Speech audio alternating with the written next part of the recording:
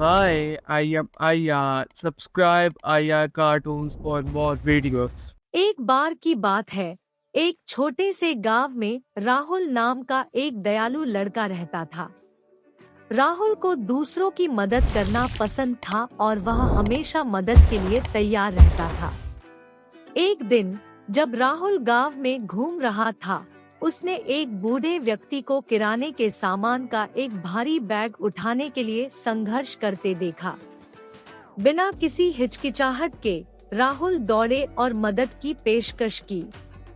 बूढ़ा व्यक्ति आभारी था और उसने राहुल को उसकी दयालुता के लिए धन्यवाद दिया। जैसे ही राहुल आगे बढ़ा, उसने एक आवारा कुत्ते को ठंड में कांपते हुए देखा। वह यूं ही नहीं चल सका।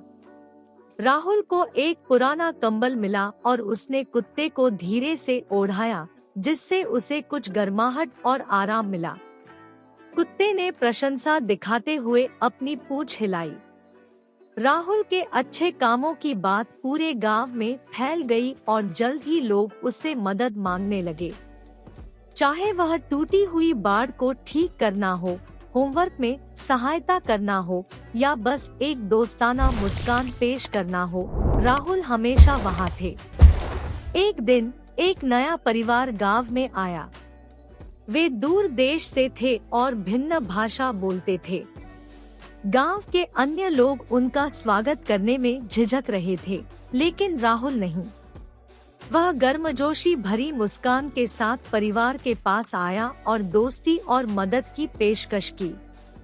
इशारों और दयालुता के सरल कार्यों के माध्यम से राहुल ने अंतर को पाट दिया और नए लोगों को घर जैसा महसूस कराया। समय के साथ गांव एक घनिष्ठ समुदाय में बदल गया, जहां हर कोई एक दूसरे की मदद करता था। कहानी का सार यह है कि दयालुता के छोटे कार्य बड़ा प्रभाव डाल सकते हैं। दयालु और मददगार बनकर हम एक ऐसी दुनिया बना सकते हैं जहां हर कोई स्वागत और समर्थन महसूस करे।